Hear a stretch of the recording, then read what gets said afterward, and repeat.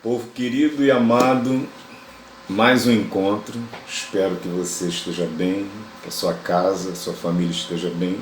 E a gente está reunido aqui para mais um encontro.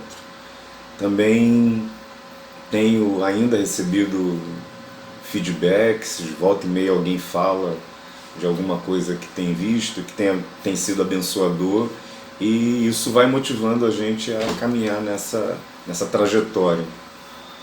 Hoje a gente vai fazer um encontro um pouco diferente dos encontros que a gente já estava fazendo. A gente está no início do texto, ainda no capítulo 1, mas a gente já vai pular para os próximos capítulos no encontro que eu vou iniciar na leitura de novo dos capítulos. A gente já viu alguns temas que são muito importantes nessa caminhada, na leitura desse texto, na leitura dos evangelhos, inclusive. A gente já fez uma introdução cuidadosa sobre um pouco do pano de fundo, e esse pano de fundo a gente vai dando ao longo dos nossos encontros. A gente vai esbarrar com uma série de coisas ainda, porque a gente está indo no percurso de Jesus. Então Jesus ainda vai esbarrar com fariseus, com saduceus, com publicanos, com prostitutas, com pecadores, e a gente vai tentar tratar cada situação dessa e enxergar cada situação dessa para ver como é que o Evangelho, como é que a Boa Nova toca essas realidades, toca essa gente.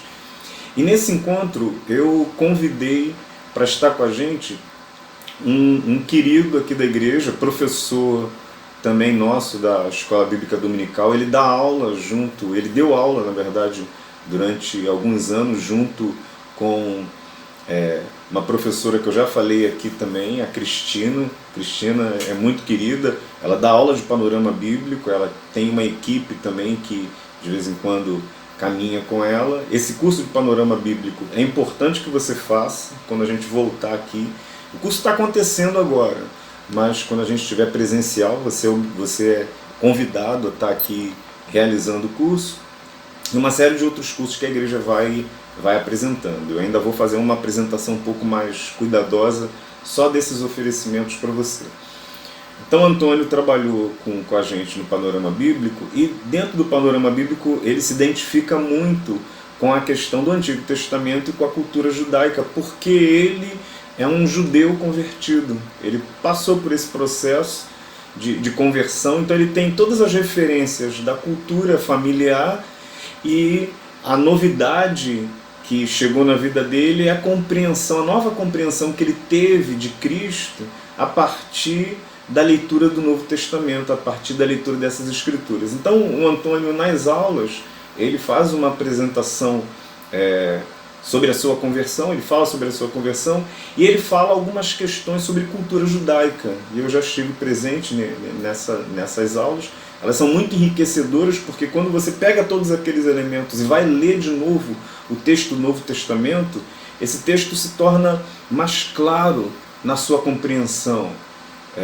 De você perceber, por exemplo, que a maneira como Jesus fala da volta dele, tanto da ceia quanto do retorno dele, tem a ver com toda a simbologia do casamento judaico. É uma curiosidade que faz todo sentido na leitura do texto. Então, o Antônio, ele me ajudou um pouco nessa questão de compreender alguns elementos da cultura judaica, como que as escrituras elas apontam para Jesus, mas também como que aqueles religiosos da época de Jesus, eles não conseguiram enxergar, não conseguiram ver Jesus.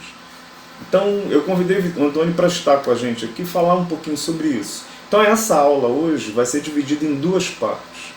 A gente vai falar um pouquinho sobre cultura judaica hoje e no próximo domingo, para que não fique muito extenso, não fique um vídeo muito extenso. Então a gente vai dividir em duas partes. Eu vou fazer uma pequena apresentação sobre algumas coisas que o Antônio vai falar. Então ele vai tocar em algumas questões, e aí eu já vou apresentar rapidamente para você, para que você saiba de onde que está vindo algumas coisas que ele vai apresentar. E eu quero que você o escute com muita tranquilidade, da mesma maneira que você está me escutando. O Antônio, ele tem sido discipulado aqui na igreja por mim, pelo pastor Levi, pela Cristina. Cristina fez um trabalho maravilhoso de estar perto, de estar junto, de estar incentivando. A gente tem incentivado ele a estudar, a se aprofundar nas escrituras. Ele fez curso do GIB com a gente, ele tem caminhado aqui, a sua família, a sua esposa tem caminhado aqui.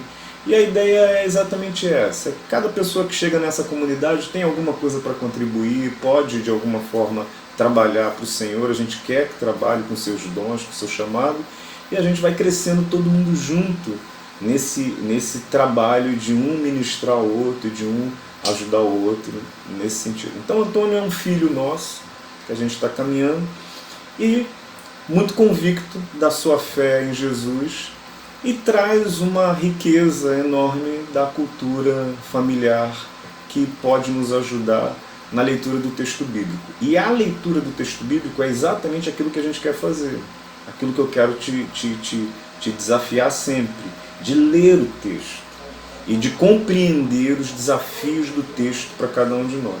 Tá bom? Então vamos iniciar a nossa caminhada. Deus abençoe você. Então a gente está aqui na nossa aula 11, nós teremos a aula 11, parte 1, questões introdutórias sobre cultura judaica, e na próxima semana, a aula 12, parte 2, questões introdutórias sobre a cultura judaica, onde ele vai fazer o desfecho daquilo que ele está, das questões, de algumas coisas que ele está apresentando. É uma apresentação sucinta também da parte dele, não dá para falar tudo, não dá para colocar tudo. À medida que a gente vai lendo o texto, a gente vai abrindo algumas janelas e vai caminhando nesse sentido. E não precisa ficar preocupado com o tempo que a gente vai chegar para terminar o livro. A gente tem outros cursos bíblicos aqui na igreja, e tem um curso de Romanos, ministrado pelo pastor Valério, tem sido uma bênção na vida da igreja, tem abençoado muito a nossa liderança. O livro de Romanos tem 16 capítulos. O pastor Valério, ele entende que para ser satisfatório toda a discussão e toda a leitura com cuidado daquela obra, do livro, ele leva aqui na igreja cerca de 9 meses de encontros semanais para conseguir dar conta de todo o livro. Então, eu talvez não fique tanto tempo, não leve tanto tempo, a gente tenha um tempo um pouquinho menor do que isso, mas pelo menos em 6 meses a gente vai levar nessa leitura aí. Daqui a pouco vão haver blocos de textos que a gente vai ler. Nem todas as semanas serão poucos versículos, às vezes serão blocos inteiros, porque são milagres que se repetem, são atos que se repetem, e aí a gente já vai ter elementos para leitura. Mas não sai de perto da gente, vamos continuar caminhando, e compartilhe o vídeo, compartilhe o texto, ajuda as pessoas a caminhar nesse sentido. Quero só chamar a atenção de vocês de algumas coisas que o Antônio vai tocar lá. Então, a primeira delas, e sobretudo, é a questão dos escribas e dos doutores da lei, que Jesus critica pesadamente no Novo Testamento, e a gente vai falar sobre eles em um determinado momento de uma maneira mais específica, quando o texto nos chegar lá. Mas deixa eu resgatar algumas coisas que eu falei lá no início. Primeiro, no exílio babilônico, quando o povo fica sem templo e sem pátria, os exilados eles acabam tendo somente a religião como traço de união. Então eles se agarram no exílio, eles se agarram à religião, e a religião, que já era muito importante, é um povo que vem dentro de um ambiente, sendo gestado dentro desse ambiente, se torna ainda um traço de maior importância na vida do povo. No exílio, eles tinham uma certa liberdade para terem líderes, e esses líderes eram os líderes religiosos. Os sacerdotes, os profetas estavam ali de alguma forma dirigindo, orientando eles. As sinagogas, elas surgem nesse contexto. Sinagogas são casas de oração, e elas surgem como elemento para manter o povo unido, e surgem no contexto do exílio. Ela se torna o centro da vida religiosa, e nela era o lugar para se ler, era o lugar para se rezar, era o lugar para discutir, para comentar as Escrituras. Nós lemos em encontros passados que Jesus entra numa sinagoga no sábado, ele recebe o rolo de Isaías e ele lê o texto diante daquele grupo ali. Então, a presença das sinagogas é muito importante no Novo Testamento. E elas se transformaram, elas criaram uma tradição de escolas para estudar a lei e os profetas.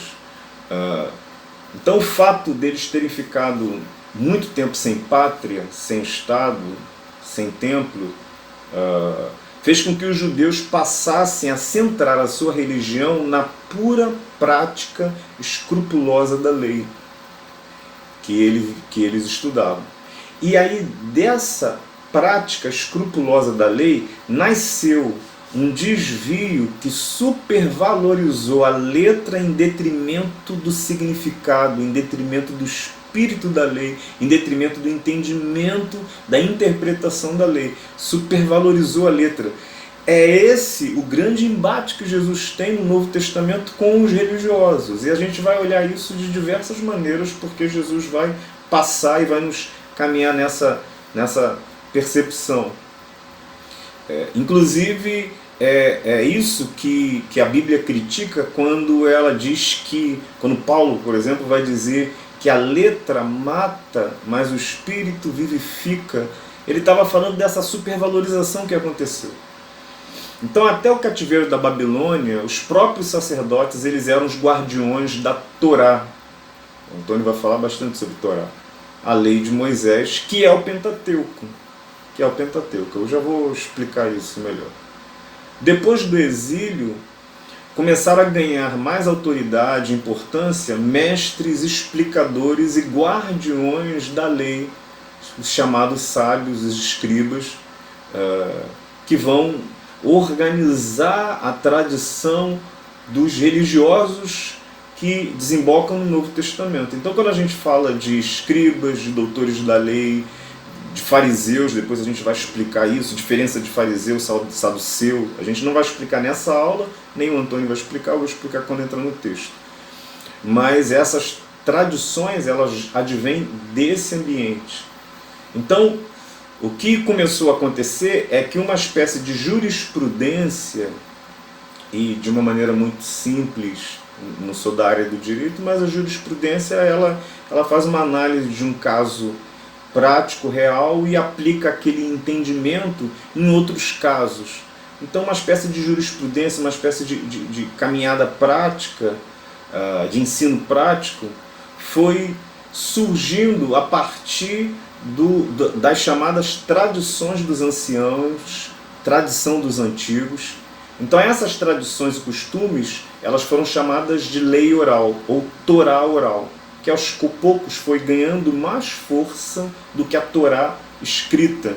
O Antônio vai falar sobre a importância da Torá, que é o livro mais importante, mas Jesus critica no Novo Testamento, por diversas vezes, os religiosos que ali estão e que dão mais ênfase aos seus próprios ensinos e que menosprezam aquilo que foi ensinado pela Torá. O que é a Torá oral? Torá oral é uma tradição que se estabeleceu, que se desenvolveu a partir do texto da Torá, e esse texto da Torá, ele apresenta... O que é a Torá? A Torá, a gente vai falar e o Antônio vai explicar melhor, mas são o nosso Pentateuco.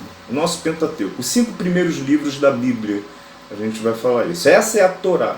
Então, nesses livros, que são os livros mais importantes ali na caminhada para os judeus, surge uma tradição para explicar, para comentar, para organizar aquilo que está sendo dito, e isso foi se juntando uma série de comentários, uma série de pensamentos, uma série de preceitos, e foi chamada de Torá oral. E se tornou uma tradição tão forte quanto a Torá escrita, e ganhou inclusive até um pouco mais de força do que ela ao longo do tempo.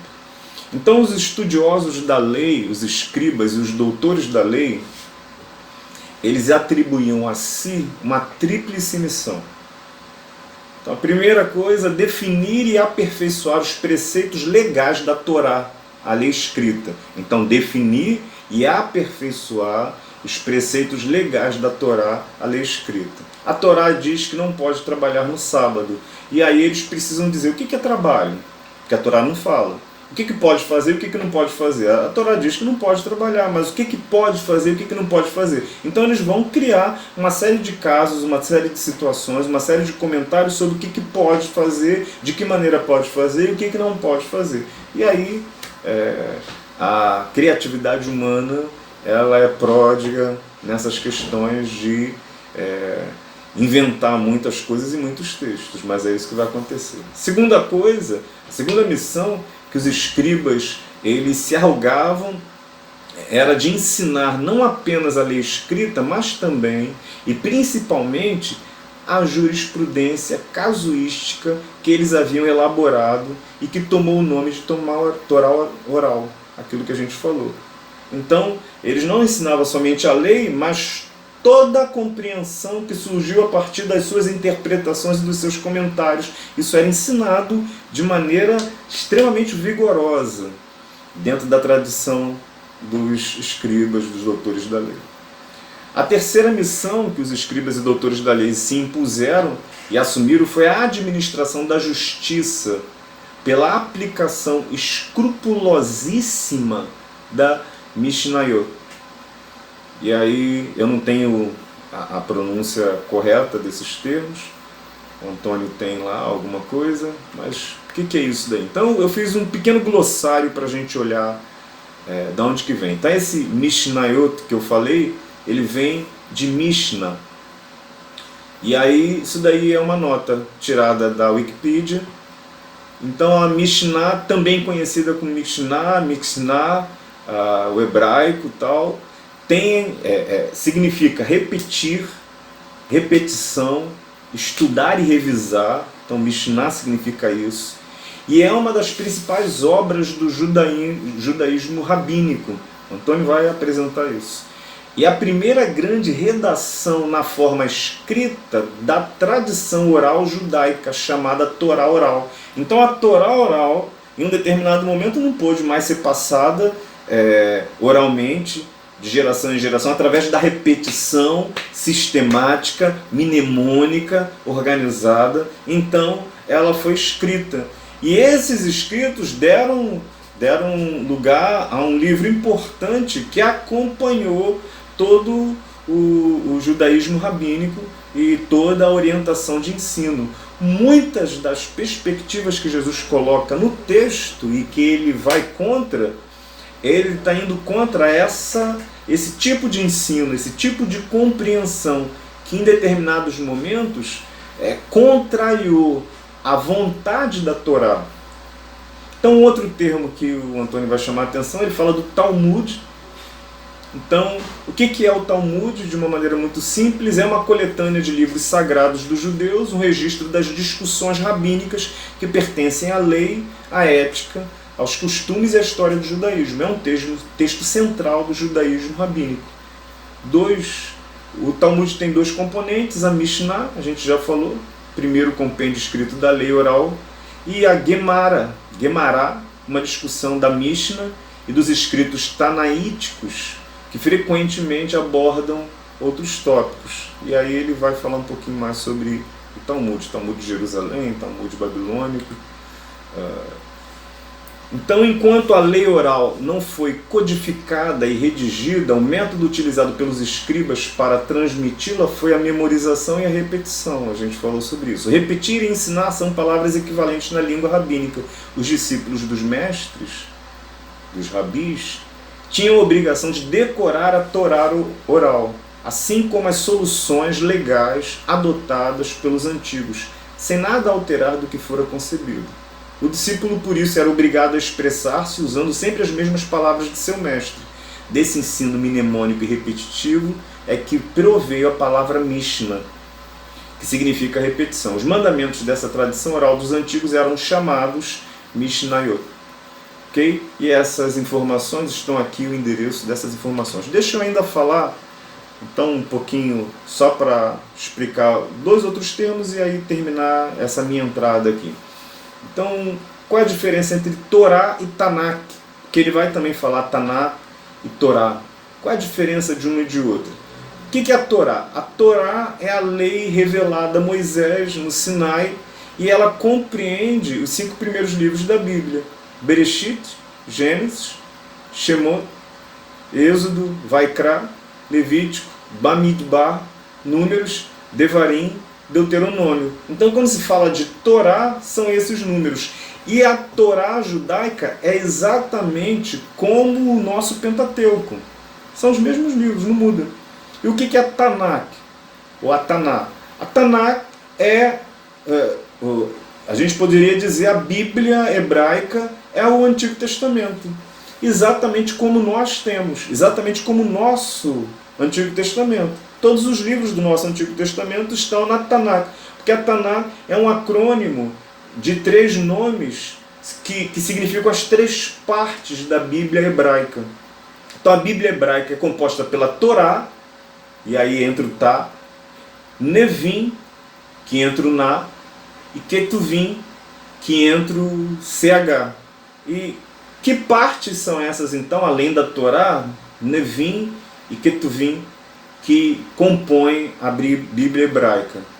Nevim são livros dos profetas, então eles consideram como profeta, por exemplo, alguns livros. A gente faz uma outra classificação na Bíblia, na nossa compreensão evangélica, protestante, a gente faz uma outra classificação, a gente fala de escritos, ok? Mas eles vão chamar de profetas, e aí começam Josué, Juízes, Samuel, Reis, Isaías, Jeremias, Ezequiel, e os 12 profetas, ok? Os profetas menores nossos, e o Ketuvim, que são as demais escrituras sagradas, os Salmos, Provérbios, Jó, Cânticos dos Cânticos, e por aí vai. Ok? Então, esse composto, a Taná, ela está dividida em 24 livros.